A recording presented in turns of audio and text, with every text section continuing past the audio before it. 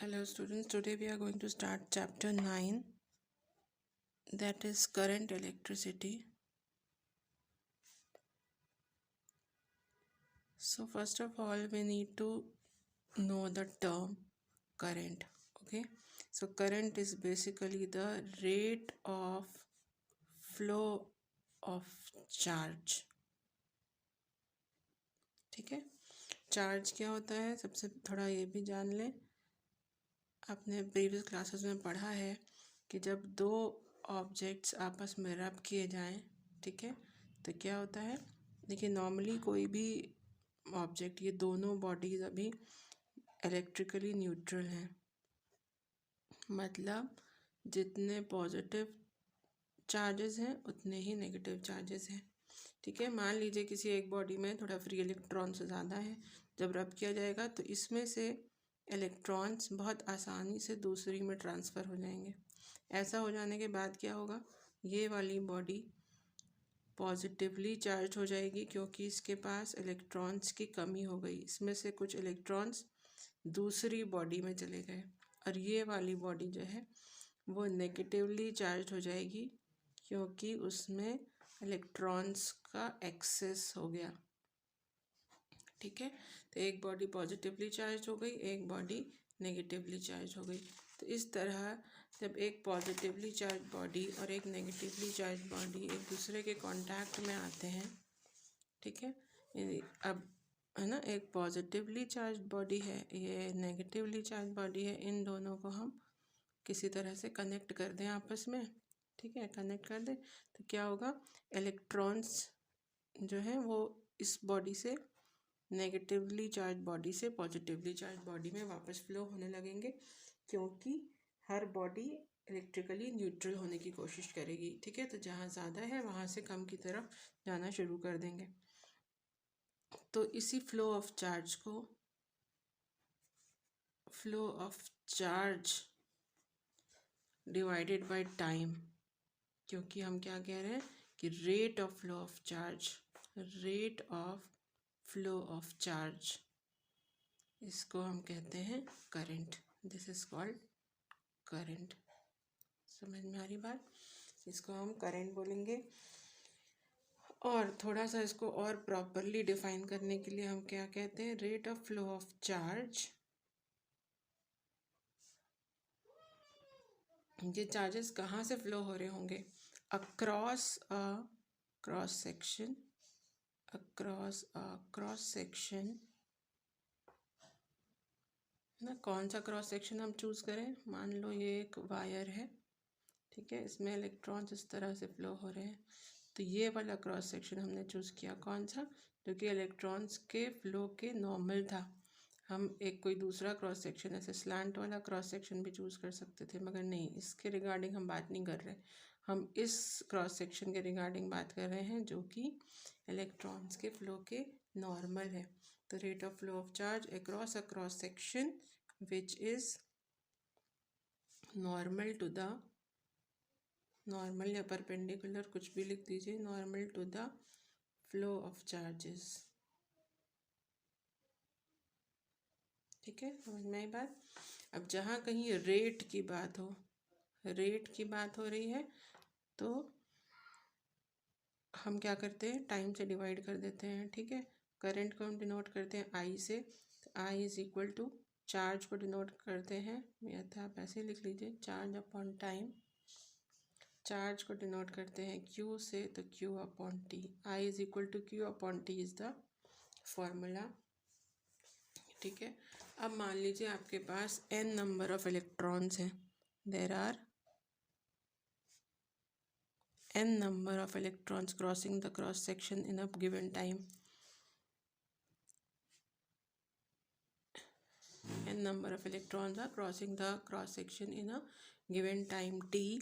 तो क्या होगा, टोटल चार्ज कितना हो जाएगा, फिर total charge q is equal to ne, right? Therefore current I is equal to q upon t, ये बन जाएगा I is equal to ne upon t.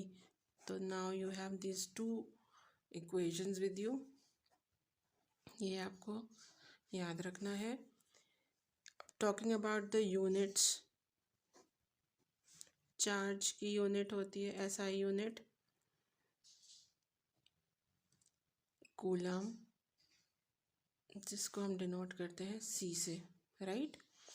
Therefore current की SI यूनिट क्या होगी, अगर हम यहीं से डिराइव करने की कोशिश करें तो क्या हो जाएगी, कूलम पर सेकेंड, राइट। इसी को हम एम्पियर भी कह सकते हैं, ठीक है।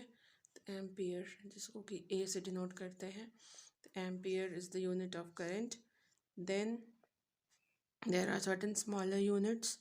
कौन सी यूनिट्स हैं, milli ampere, micro ampere. Milli ampere हम जब भी मिली आ जाता है तो 10⁻³ से मल्टीप्लाई कर देते हैं। माइक्रो आ रहा है 10⁻⁻6 से मल्टीप्लाई कर देते हैं। ये बहुत बेसिक सी चीज़ है, हमेशा याद रखिएगा। जहाँ कहीं मिली है 10⁻³ से मल्टीप्लाई कर दोगे, माइक्रो है 10⁻6 से मल्टीप्लाई कर, राइट। डायरेक्शन ऑफ करंट, तो देखो करंट का डायरेक्शन क्या होता है, it is opposite to the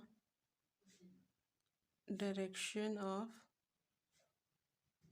flow of electrons.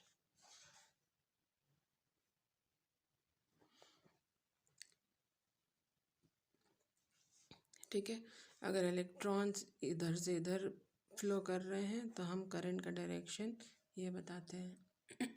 ठीक है। Then current is a scalar quantity.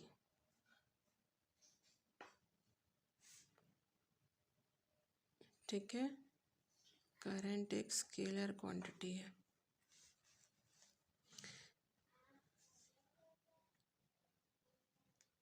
अभी एक एग्जाम्पल हम लोग डिस्कस कर लेते हैं, न्यूमेरिकल है ये। ज़्यादातर न्यूमेरिकल्स में प्रॉब्लम्स आती हैं आप लोगों को, तो हम एक न्यूमेरिकल डिस्कस कर लेते हैं। ऐसी बहुत ही सिंपल सा एक न्यूमेरिकल है, बहुत इजी सा। तो देखिए क्वेश्चन नंबर 2 आप देख सकते हैं। A conductor carries a current of 0.2 ampere. Find the amount of charge that will pass through the cross section of conductor in 30 seconds. How many electrons will flow in this time interval if charge on one electron is 1.6 into 10⁻⁻19 coulomb. ठीक है, तो कभी भी आप numerical करने चलिए, examples कर रहे हैं तो भी कोशिश करिए खुद ही इसको सॉल्व करिए, और अगर न्यूमेरिकल प्रॉब्लम है तो वो तो आपको करना ही है खुद। तो देखिए conductor carries a current of 0.2 ampere, तो आई आपको गिवन है 0.2 ampere. Find the amount of charge, q आपको पता करना है, that will pass through the cross section of conductor in 30 seconds. तो टी दिया है 30 सेकेंड, राइट। तो I is equal to Q upon t आपको पता ही है, तो आप कर लीजिए 0.2 is equal to Q upon 30। यहाँ से आप क्यू कैलकुलेट कर लीजिए, 30 मल्टीप्लाइड बाई 0.2। सॉल्व तो आप कर ही लेंगे, तो ये 6 कूलम आ जाता है। ठीक है, फिर नेक्स्ट इसी में क्वेश्चन जो पूछा है साथ में, how many electrons will flow in this time interval. How many electrons, that means how many electrons, N पूछा है आपको। ई आपको पता है, see it is given how many electrons will flow in this time interval if charge on one electron is 1.6 into 10⁻⁻19 coulomb. ये value वैसे भी आपको याद होनी चाहिए, तो याद कर लीजिए। तो charge Q is equal to n is equal to Q upon e. तो यहाँ Q आपने निकाला था 6 अपॉन 1.6 इंटू 10⁻⁻19। इसको आप सॉल्व कर लेंगे, तो 6 अपॉन 1.6 को सॉल्व कर लेना इंटू 10⁻19 नंबर ऑफ इलेक्ट्रॉन्स। ठीक है, यूनिट का हमेशा ध्यान रखिए, कहीं यहाँ पर कूलम या एम्पियर मत लिख दीजिएगा, ये बहुत ही इम्पोर्टेंट है बात। हमेशा फिज़िक्स में आपको यूनिट्स का ध्यान रखना है। तो थोड़े से न्यूमेरिकल्स हम डिस्कस कर लेते हैं। 3 ही न्यूमेरिकल्स इसमें हैं खास, अगर आपको और कोई न्यूमेरिकल्स चाहिए तो I can ask for them, या आपने कहीं से और कोई न्यूमेरिकल पढ़ा हो और आपको प्रॉब्लम है तो आप उसे पूछ लीजिएगा कमेंट्स में। So let us talk about the numericals. First one बहुत ही सिंपल न्यूमेरिकल्स हैं, सारे एक ही फॉर्मूले पे बेस्ड है। तो अ चार्ज 0.5 चार्ज दिया है 0.5 coulomb, passes through a cross section of conductor in 5 seconds, t दिया है 5 seconds, find the current। तो I is equal to Q upon T, तो 0.5 upon 5 ये आ जाएगा 0.1 एम्पियर। यूनिट हमेशा लिखेंगे, यूनिट नहीं भूलेंगे, यूनिट भूलने पे हमेशा मार्क्स डिडक्ट होते हैं। अ current of 1.5 ampere flows through a conductor for 2 seconds, time दिया हुआ है 2 seconds, what amount of charge passes, again the same thing। तो I is equal to Q upon T, यहाँ से Q निकाल लो I इंटू टी। तो I given है आपको कितना 1.5 इंटू 2, तो ये आ गया 3 कूलम। सिमिलरली थर्ड वाला भी सेम इसी पैटर्न पर है। तो कभी भी न्यूमेरिकल्स करिए, फर्स्ट थिंग आपको ध्यान रखना है क्या, गिवन वैल्यूज़ लिखनी है, राइट द गिवन वैल्यूज़, ठीक है, right the given values. Second thing जो आपको बहुत इम्पोर्टेंट याद रखना है, चेक ऑल द यूनिट्स, सब एक ही तरीके की सिस्टम में होनी चाहिए, MKS सिस्टम, CGS सिस्टम और SI सिस्टम। थर्ड थिंग जो आप कैलकुलेशंस कर रहे हैं वो बहुत केयरफुली करना है, ठीक है, बहुत केयरफुली मैथमेटिकल कैलकुलेशंस करिएगा। और फोर्थ जब आप आंसर लिखते हैं यूनिट्स ज़रूर लिखिए, ठीक है। ये 4 चीज़ें हमेशा ध्यान रखिएगा। और कभी भी आप कोई भी वीडियो देख रहे हैं या खुद से क्वेश्चंस मतलब पढ़ाई कर रहे हैं, पेपर पेन लेके बैठिए, बिना लिखे पढ़ाई नहीं करेंगे, है ना। पेपर पेन लेके बैठिए, न्यूमेरिकल्स जहाँ कहीं आते हैं लिख के सॉल्व करने की कोशिश करिए, right. So thank you for watching this video. बाकी आगे का पोर्शन हम नेक्स्ट वीडियो पे डिस्कस करेंगे। थैंक्स।